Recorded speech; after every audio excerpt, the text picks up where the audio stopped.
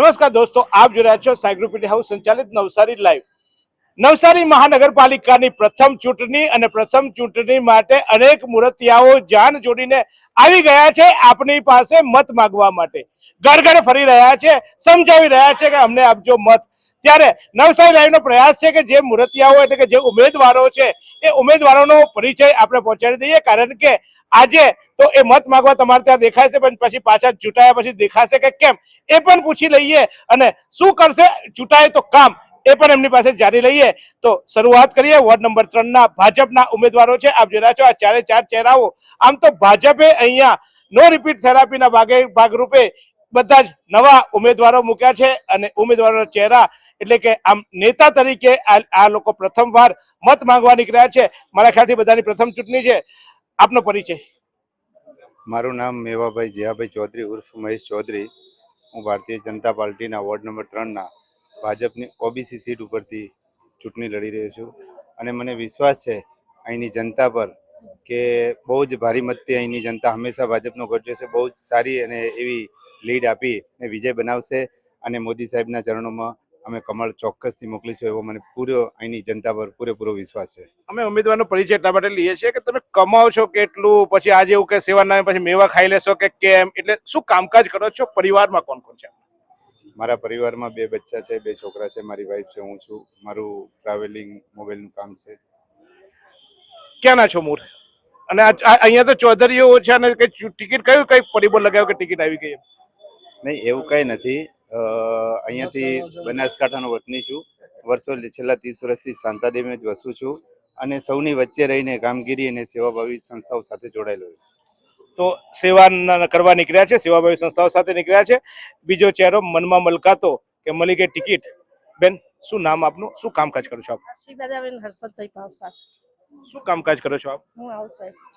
બેન, અત્યારે ઘરમાં ઘરવાળા તો રોટલી ગરમ ખવડાવતા હવે તમે ગામને રોટલી ખવડાવો તો ઘરવાળો મારશે ને કે મારી રોટલી કોણ બનાવશે એમ કરીને? બનાવીને જઈએ. હર્ષદભાઈ છે અહીંયા કે? હર્ષદભાઈ, પછી આ રોટલી નહીં બનાવે તો પછી તમે એમને જો ગામની સેવા કરવા મૂકી છે, પછી ઘેર રોટી ન બનાવે, ઝઘડો ન કરતા, કાજે ટિફિન ન બનાવે તો ગમે ત્યારે ઘરમાં છૂટ આવવું પડે. પાકું ને? છૂટ આપેલી જ છે, છૂટ આપેલી જ છે. તો પછી અત્યારે કે ચૂંટણી છે જીતી જાય પછી હવે બેસે ઘેર રોટલી કોણ બનાવશે એમ કે? ના ના, એ રીતે આ બધા મત તમને આપે એટલે ચોક્કસ વાત કરેલી જ છે. પૂરેપૂરો સમય ઘેર તમારે રોટલી બનાવી જનતાની સેવામાં રહેવાનું છે, એ રીતે તૈયાર કરી દીધેલી છે. રાંધવું પડશે હો તમારે. રાંધી બી લઈશું. બેન, આપનો પરિચય? આ સુંદર સૃષ્ટિને નિહાળવા માટે હજારો લોકો પાસે દ્રષ્ટિ નથી અને એ ત્યારે જ શક્ય બને જ્યારે કોઈ ચક્ષુદાન કરે. તો તમારા સ્વજનો સાથે મળી એક સુનિશ્ચય લઈએ. ચક્ષુદાનને પરિવારની પરંપરા બનાવીએ. Visit Sant Punit Chakshu bank, Rotary eye institute Navsari. Call 7069006329.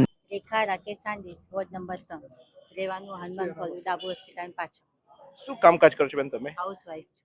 શું કરે તમારા ઘરવાળા છે અહીંયા ક્યાંય? હા, મારા ઘરવાળા 30 વર્ષથી ભાજપના કાર્યકર્તા છે, સક્રિય.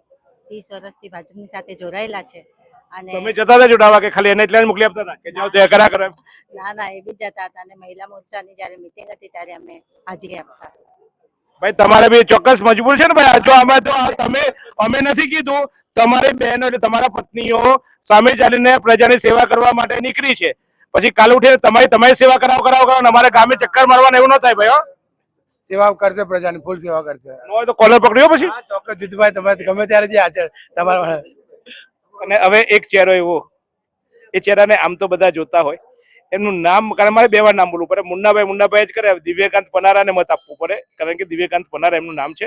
મુન્નાભાઈ, આપનો પરિચય આપના મોકલી. વોર્ડ નંબર 3 માંથી ઉમેદવારી નોંધાવું છું. દિવ્યકાંત લાધાભાઈ પનારા ઉર્ફે મુન્નો પનારાથી મને ઓળખે છે. શું કામકાજ કરો છો મુન્નાભાઈ તમે? મારું વેપારનું કામ છે, સિરામિક અને કોન્ટ્રાક્ટનું. મૂળ ક્યાંના? મૂળ અમે મોરબીના વતની છે. ચલો માની લઈએ અમે, તમે બધા કીધું કે ભાજપ અમે જીતવાના છે, મોદી સાહેબને કમર આપવાના, પછી અમારે કમર લેવા મોદી સુધી જવાનું? ના, ત્યાં સુધી જવાની જરૂર નથી. 24 કલાક અમે પહેલાય તત્પર હતા અને અત્યારે તત્પર જ છીએ. તમારા વિસ્તારની સૌથી મોટી સમસ્યા આમ ગામમાં પીવાનું પાણી ના મળે, તમારે ત્યાં પીવાનું પાણી ના મળે, અને પાછા તમે ભાજપ પર ખુશ થઈ જાવ એટલે અમારા ચોમાસું આવે એટલે તમે એટલું બધું પાણી આપી દો કે અમારે 12 માસ પીવાનું. આ સમસ્યાનું કેવી રીતે સમાધાન થશે? અમારા બધા મતદારો અમે મત આપશે ને ભાઈ, આપણે સમાધાન થઈ જાય તો. હાલમાં જ હમણાં 50 કરોડની યોજના મંજૂર થઈ છે, રેલ આવે નહીં એના માટે. અને આ બાબતે લગભગ 1 થી 1.5 વર્ષમાં કામ પૂર્ણ થાય એવી ખાતરી આપેલી છે. મુન્નાભાઈ, મેં જ્યારે બી ભાજપના કાર્યકર્તાને પૂછ્યું ને કે તમે શાંતાદીનો કાર્યકર્તા તમે શું કામ કરે, એટલે કે રેલ આવે એટલે ઘરે ઘરે ફૂડ પેકેટ વેચીએ, કેવું છે અમારે ફૂડ પેકેટ જ ખાયા કરવાના? ના, એવું કાંઈ છે નહીં ફૂડ પેકેટનું. અમે એની ટાઈમ રેડી જ રહીએ છીએ. મેડિકલ સેવા હોય, એના સિવાય રેલની હોય કે કોરોના કાળમાં હોય કે એના સિવાય કોઈ ધાર્મિક સેવાઓ, અને 24 કલાક આમાંથી કોઈ પણ નાગરિક બોલાવે અમે રેડી જ હોય છે. જો મુન્નાભાઈ ધંધો કરવા માટે કોઈ સાપુતારા જતા રહેશો ને કઈ આમ ત્યાં ફોન ન લાગે તમારે શું કરવું? કોને પકડવું તમારી જગ્યાએ?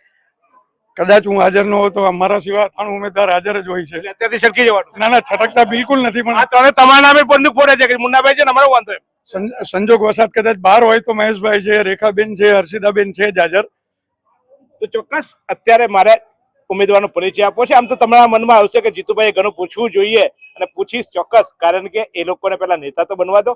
હજુ તો પાપા પગલી છે, હજુ ચોક્કસ હજુ તો બધા જ પહેલી વાર ચૂંટણી લડવા નીકળ્યા છે, મત માંગવા નીકળ્યા છે. પણ બેન એટલું 4 જણા એટલું વચન આપજો કે અમે જો મતદારો પાસે આજે તમે આવ્યા છે સામેથી સેવા કરવા, અને પછી જે દિવસે ચૂંટાવો પછી અમારે તમને હોદવા ના જવા પડે, અને અમારા કામ ગમે ત્યારે આવે તો એમ ના કહેતા કે અમારે ઘર બહાર છે, અમારે કામ ધંધો કરવો છે, તમારે કામ ધંધો છોડીને સેવા કરવા આવ્યા છો. એટલે ચોક્કસ 4 પ્રોમિસ આપો છો ને બધાને જ્યારે બોલે ત્યારે મળશો. ચોક્કસ જનતા જ્યારે બોલાવશે 108ની જેમ અમે જનતાની પડખે હંમેશા રહીશું અને જનતાની સેવા ચોક્કસ કરીશું. નામે પાક્કું ને? આ અગાઉ પણ હતા અને રહેશું જ. બેન ચોક્કસ અડધી રાતે બી 108ની જેમ ભાઈએ કીધું એવી રીતે અમે તત્પર જ રહીશું. પછી ભાઈ હાલ ઝઘડો કરી નિહાળ ના જતા? નહીં, ભાઈ અમને છૂટ આપી છે. જનતાની સેવા માટે ઉભા છે તો જનતાની સેવા જ કરવાની છે. બેન છોકરા શું કરે? છોકરો ડોક્ટર છે, ડોક્ટર છે તો પછી છોકરી પીએચડી, છોકરી પેલી માઇક્રો. હવે એ છોકરાઓ તો બનાવી દીધા, પણ અમારા ગામના છોકરાઓ બને ને, હારી સ્કૂલ પર બનાવશો ને પાછા? તમારા છોકરા ડોક્ટર બની ગયા પછી ગામના છોકરાઓ પાસે મજૂર ન બનાવ્યું ન કરતા? ના, એવું નહીં કરવાનું. તો આશા રાખીએ આ ભાજપના ઉમેદવારો છે અને કરવા નીકળ્યા છે સેવા. સેવાના નામે ન ખાય મેવા અને કરે આપણા કામો, એવી અપેક્ષા સાથે આ 4 ઉમેદવારનો અત્યારે આપે છે પરિચય. હા, ચોક્કસ એમને પૂછીશું આગામી દિવસમાં એમની વિકાસની યોજનાઓ શું કરશે, આપણા કામો અને કેવા હશે આ નેતાઓ, એ ચોક્કસ જાણવાનો પ્રયાસ કરીશું. પણ અત્યારે તો આટલું જ. આ છે વોર્ડ નંબર 3ના ભાજપના ઉમેદવારો. અન્ય વોર્ડના ઉમેદવારો પણ અમે તમને બતાવવાના છે, બધાનો પરિચય કરવાના છીએ.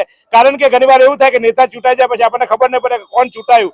કારણ કે મુન્નાભાઈ અત્યારે ચૂંટણી લડતા હોય અને પરેશભાઈ પ્રચાર કરવા આવે એટલે આપણને એમ કે પરેશભાઈ નેતા છે, અને પરેશભાઈ પ્રચાર કરતા હોય તો મુન્નાભાઈ હંતારે. એટલે એવું ન થાય એટલા માટે આ ચહેરા અત્યારથી બનાવી દીધા છે, અને આખી જિંદગી આપણા કેમેરામાં રહેવાના છે. તો આ જ રીતે મળતા રહીએ, નવા ઉમેદવારોને પરિચય કરતા રહીએ અને ઓળખીએ આગળ પણ.